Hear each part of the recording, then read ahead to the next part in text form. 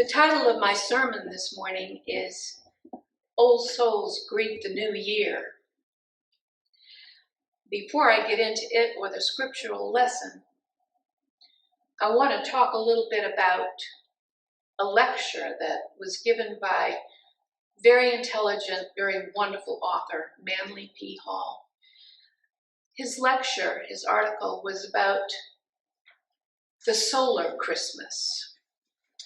And the solar Christmas predates the Judeo-Christian era of the earth and talks about solar gods, and the counterpart were lunar goddesses, but the solar gods.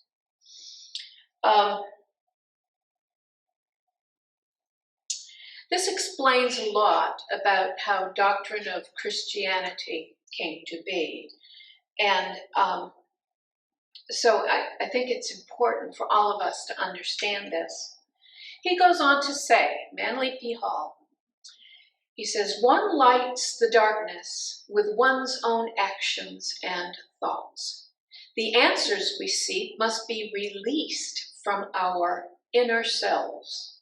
And we are to be dedicated within ourselves through our personal efforts in all things via our personal system of ethics. The ancients knew that mathematics, astronomy, and music held the particulars of the universe in exactitude. And through astronomy, the spiritual and universal laws were discovered, were learned, interpreted, and explained. Philosophy. Powerful learning had to be exalted, and the mystery traditions, the mystery schools, all around the world were set up to do that. Great pains were put into place so that power from this immense learning would not be thwarted by unscrupulous beings. And Manly Hall points to the account of Atlantis by Plato. The example of Atlantis is a model of what not to do. So learning required vows of secrecy.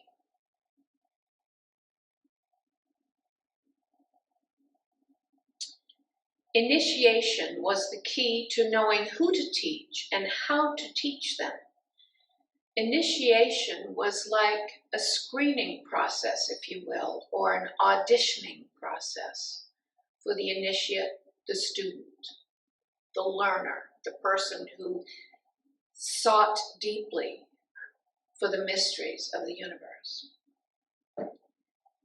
And the three instruments for this learning were then and still are observation, experimentation, and the wisdom to rely upon the traditions of those before us. In other words, our historic legacy. We have to learn from mistakes of the past. We have to learn from successes of the past. We have to uphold our traditions to do that, so that the past is respected and that learning is respected. The 3 degrees of initiation are to prepare ourselves. There's purification, in other words, make our body responsive and obedient, make our heart or emotions disciplined, and to right our minds with the best thoughts. In other words, right thinking or righteousness. The second one was service, the development of our character and to know in what ways to use our knowledge and learning. And then the third was our temple opening and our instruction that comes with keys. And we are to summarize and reflect, for we ultimately are to judge ourselves in the afterlife. After the winter period is the spring, still cold, but becoming gradually more light-filled. And that becomes our cue to look to new life. And so in the winter, we quiet ourselves and bask in contemplation for a spell. The sun cycle is a purifier, an illuminator, and a cleanser for our soul and spirit. A sun god can be recognized in world religions as a dying god, or one coming into resurrection. And then comes back up. It's a cycle. And which is, it's something that we are to do as well in this cycle. Our happiness is an inward discipline, he went on to say, and we must dedicate ourselves to that discipline. Each time around the cycle, we gain ground by eliminating selfishness, by controlling our emotions, by smoothing our lives. We probably have, according to Manly Hall, over 100 lives to live. Yes, I'm talking about reincarnation. Each a cycle we are met with for learning more and new lessons. The psychiatrist Carl Jung said that as we age, we are more aware of the universal, the important topics, and we care less for specifics and localized little concerns. And then the care and work we put into action for our permanent growth brings us more fulfillment and joy, for we see the harvest of our years. Now, just to make note on reincarnation, it was not until 551 AD when reincarnation was banned from all Christian doctrine and dogma. And that was done by the Emperor Justinian and his wife, the Empress Theodora. And the church fathers went along with it. Up until then, and including the Council of 451, reincarnation was always part and parcel of Christian doctrine and dogma. I am going to rely on the wisdom traditions as opposed to a political decision that was done by Justinian and Theodora. So, our scriptures this morning are Matthew 5:15 and 16, Mark 4:21 and 22, and Luke 11:33 to 36. And what's happening in all three of these excerpts, Jesus is teaching. And to punctuate his teaching, he says, don't put your light, don't hide it under a bushel basket. Don't hide your light. Let your light shine.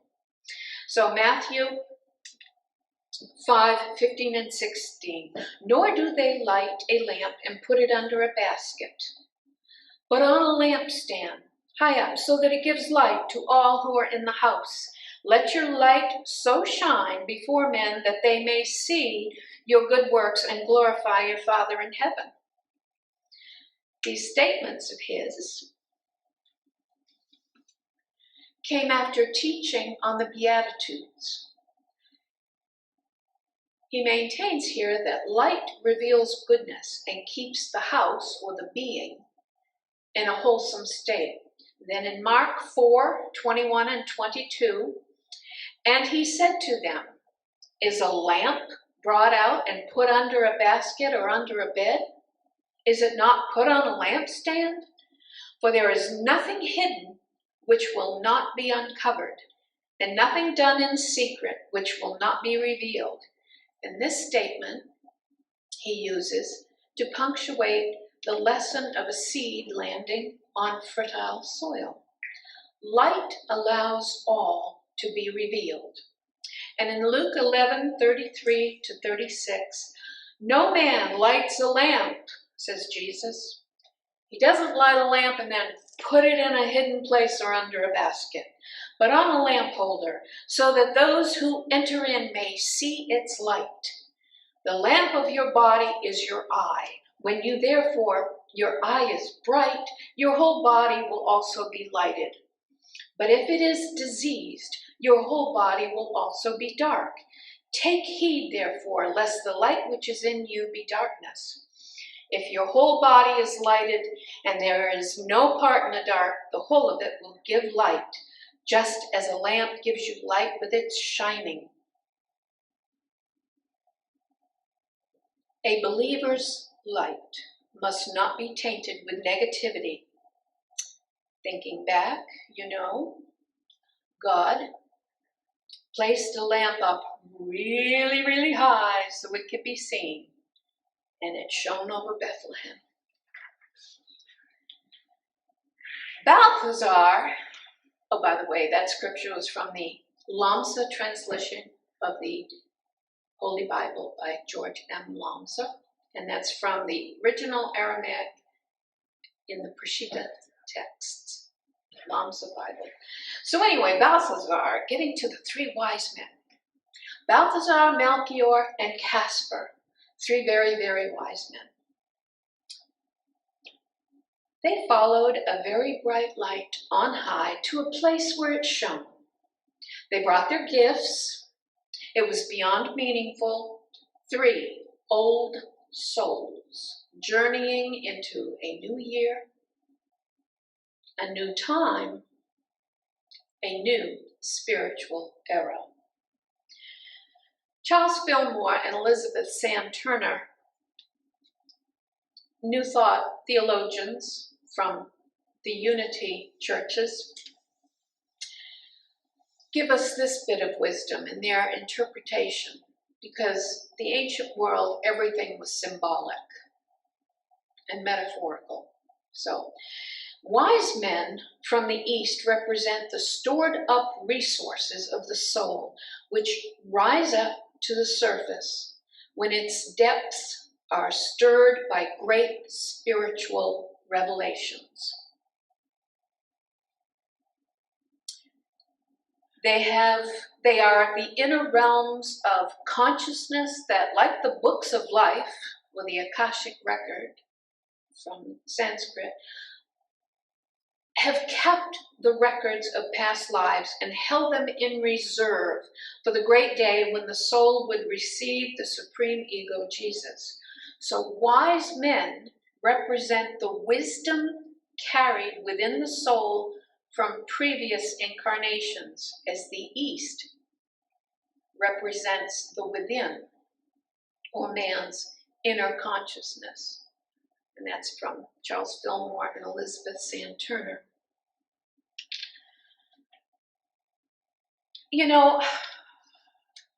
I have lived many lives, and I know this because I've sought hypnosis, regression, and I have revisited about 24 of my previous lives. I learned richly of the many lessons, of which there were the usual human themes, and they comprised every emotion, every loss, every fear, every joy, every accomplishment. I have examined my soul as it is so far, and I've looked into as many nooks and crannies as I could, and I want to tell you I am content with what I have discovered.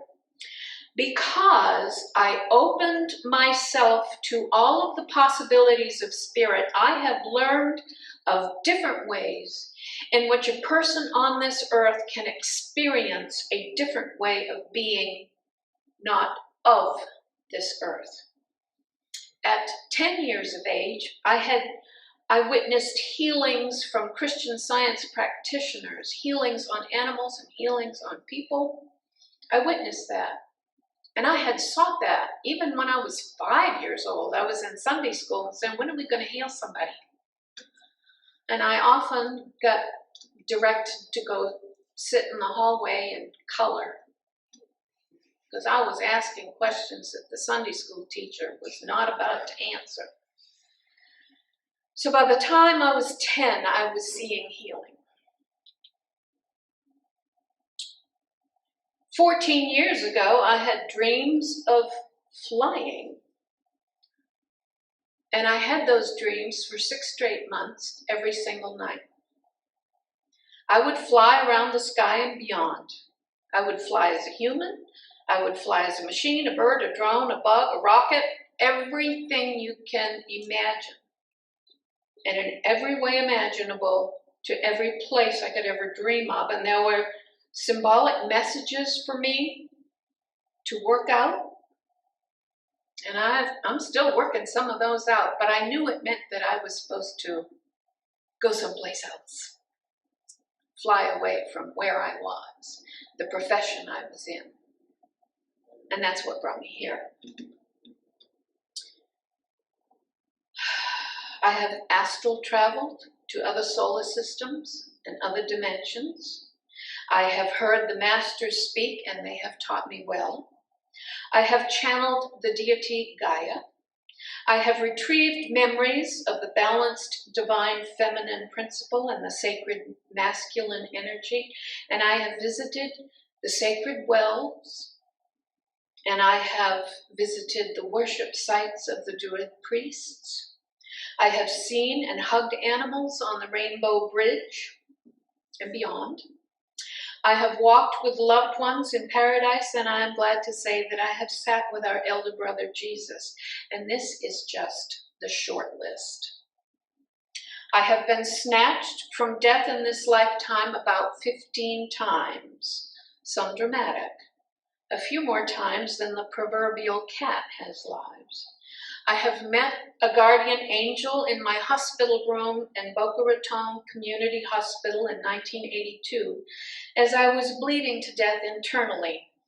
This angel was able to get my diagnosis shifted. She alerted 3 doctors, she freed up a surgical suite, and she saved my life in a matter of mere minutes at a time when I was just going to be left overnight for observation. I knew she was an angel as she stepped into my hospital room. I sensed the peace that passes all understanding, and I was conscious as she orchestrated the saving of my life. It was not my time to go. I was born in 1950, and I knew early on that I must have been an old soul, and that I had a mission before me and tasks to perform. And I have been preparing for all these years and coming to grips with the thought that I would write this sermon and give this talk today. I know you're sitting there thinking, well, she's really lost it now, but here's the thing. This message is for all of you. Here's what you can do. None of this is about me. Decide now if you are or are not an old soul like me. Once you have done that, decide what you will do with the rest of your life. 2 things, 2 ways to look at it, and it's all up to you.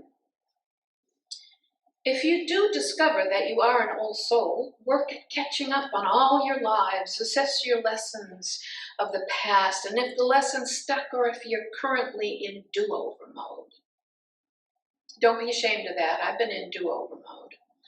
And then find a way to assess and then monitor your soul's progress, your next assignments, and how to do all that. And once you have a plan, even if it is just a skeletal plan, begin.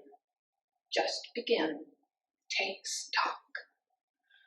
One big hint on how all to do this, of course, is to meditate and pray and contemplate, learn and seek out teachers and spend time alone and read. Do these things, and also this, get together with others who have had these experiences and still have questions or still seek clarity and are also trying to figure all of this out. Seek the answers out together. Caspar, Balthazar, and Melchior, they had each other. They were busy divining the stars for information from the night sky. They were looking for information astrologically. They were seeking the light. They knew their prophecy. They knew the prophets. They were working on their enlightenment. There is so much to learn and add to your life. Do it. When I say this, it's a shout out. It's a shout out to all my fellow old souls. I mean, what's up? What's happening with you? How are things progressing spiritually with you? I care and I want to know, how long has it been since you took stock? A hermit's life is all well and good for when you seek solitude, but there's a need for balance too. There's a need for people to get together and hash things out as well. Just a few days ago, I heard someone say that words to the effect that right about now in our age and on this planet, there are only about 20% of old souls in the world population, and the other 80% of the beings on earth are very young souls, mostly brand new baby souls, infant souls. I don't know if that's true or not, but just imagine. So I am, and many of you, otherwise you wouldn't be here, are part of the last remaining old soul population for this age to have paid some dues in being human. What's everybody doing? Are we figuring things out? Are we passing on some wisdom? Or are we aiding and abetting souls in stagnation? Not a good thought. Are we helping those coming after us figure out all the confusing stuff, getting over the ego nonsense and coming to realize that materialism is merely messing around with trifles? Here's the kicker. Are we showing others the beauty of living a spiritual life? Can we give them tips? Can we offer up some shortcuts that work? Can we give encouragement so that they don't give up? Are we good role models in this endeavor? Are we talking about how we will live in the afterlife and what we look forward to? Do we manifest? Do we stay on the path? Do we go with the flow? Do we align? Are we living from our highest selves? Are we also getting together with our fellow old souls and friends who we know are old souls and talking about this idea of sharing our stories?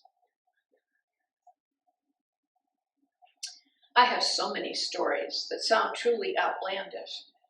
But when placed within the context of my life, each story points exactly to where I am today, living near Roanoke and being a part of this chapel. I was meant for this. I was meant to be a cheerleader, a coach, a tutor for spiritual discovery for those who are seeking. Were you as well meant for a purpose like this here?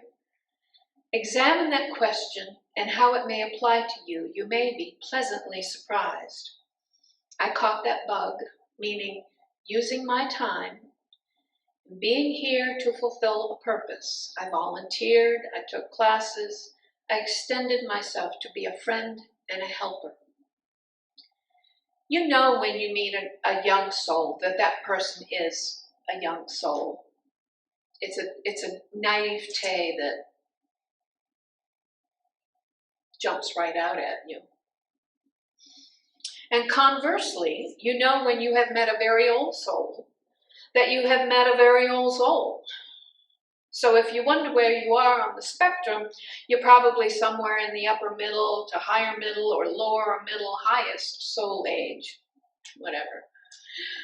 Experiencing synchronicity, coincidence, moments of miraculous happenstance that bring about events that are life-changing, all these things will let you know that the universe or spirit is guiding you on a path where you will be given the opportunity to expand, to grow, open up, realize at-one-ment, alignment, knowledge, and understanding. You will experience catharsis, absorb meaningful, very meaningful, conclusive evidential proof regarding your spiritual beliefs, and much, much more. Wondrous events are awaiting your attention and you have to be present to witness them.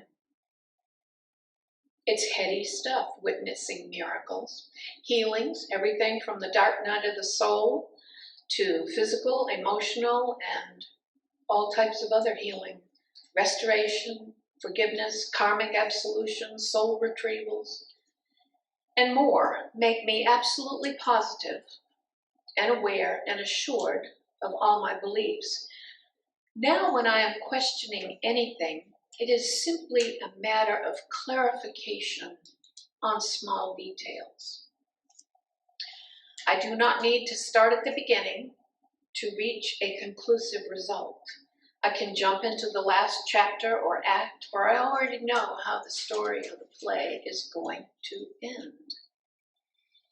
I like to be with people who are visited by spirit, who attract the evidence of things unseen. I like to marvel at the beyond of reality, and I like to have friends who love that with me. I enjoy folks who love history and can join with me in the wonders of what has come before us, because it's also inspiring and it's miraculous. I love studying about the Druids, the Gnostic, the mystics, the Essenes, the mystery schools, the fervent believers, the monks, the high priests, the saints, the martyrs, and all the divine and holy manifestations of physical awakenings. There are teachable moments that clearly make themselves available to everyone, and we need to call attention to those moments. And we need to point them out to those who are seeking. They're magical moments where perhaps another's simple nodding in affirmation removes all doubt. Let's make it a New Year's new habit to share divine metaphysics. So think about this lesson. Place this in the forefront of your daily life with all your experience. And remember, your light is shining. Keep it up there. Keep it up there, nice and high.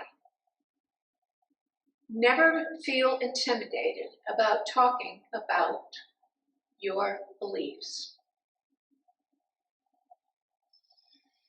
One-of-a-kind moments, they can be fleeting at times. But you're going to be in the flow. You're going to be moving through this thing called life. And with intention and positive energy, you will be able to speak of what you believe. So do it. When you're an old soul, you tend to wear that particularly hidden sign that you are an old soul. So people will be attracted to you. They see that flame inside. They do see that light. Be prepared for surprises that your old soul countenance will bring to you. Be ready to show the way, deliver some good news, and feel blessed that you can point to a simple yet never-failing method to relieve confusion, angst, or fear. Shed your lamplight upon the path and illumine the darkest corner of a new territory about to be explored. Be for others that hierophant, that guide. It's a new year. They say there's been a reset. They say we're in a new configuration of constellations or what have you. They say lots of things, but here's the thing. You're on a voyage. You're tacking your mast, your sails, your rudder. You know the way you're going. And no matter the way you're going, even when you do meet people and you shed your light, you're still on your journey. So keep that in mind. And remember that early on, someone came to you and reaffirmed what you were discovering as well. And you then can be that teacher in turn. Communicating our soul's journey with others who are likewise aware of theirs means we're on a level where we won't have to start at square one. So we at this church, it's nice when we can engage in more than mere surface acquaintance conversation. It's even better when our conversations with each other are no longer lacking depth. I want to talk about cars or what you had for dinner. I want to talk about the real stuff, you know. The things that are ripe with imagery and meaning and method. It's fulfilling and inspiring and leading a meta life. Meta means going beyond. A meta life of healing, manifesting, insight, heady epiphanies, establishing good friendships like that. And like old Lang Syne, I wish you all these satisfying relationships and these fulfilling connections. Make this happen in yours and others' lives. When it's time to move along, it will be sensed or discerned, and the bond will change. It's a natural progression, so trust it. Share your stories. These give great comfort to questioning people. Share with love and humor and let others know there are millions of ways to climb or ascend that tree of life, that tree of knowledge, that tree of wisdom, that tree of meaning. Many, many ways to experience spiritual truth. And to change a life of doubt or fear in an illusory world to a life of love, peace, and beauty, and a world governed by divine wholeness, divine law. Talk about this type of growth and prosperity. The new year offers a new way of being and a new way of relating. As a metaphysician, why not find a way in this new year to extend yourself, your learning, your interests? Don't hide your light under a bushel. Come forth and express. Come forth and express what you have in your heart. The beauty of your spiritual walk. Lift others up so they can appreciate the wondrousness of their experiences. So they're not just inwardly second guessing, I didn't really do that. That didn't really happen, did it? No, it really happened and it means something. So be that person. How did you wind up at this church? What caused you to come here? Were you following a light? Were you seeking? Were you questioning? When was the last time you had an aha moment? Spiritually, are we making progress? Have we noticed growth within ourselves? You're not hiding your light under a bushel, are you? You're bringing out your gifts. You're bringing out what is shining beneath the light. I have that feeling that as more of us are attuned to spiritual growth, that this year is going to be a year of awakenings. And it will blow your mind in a very good way, and you will never want to go back to the same old ever again.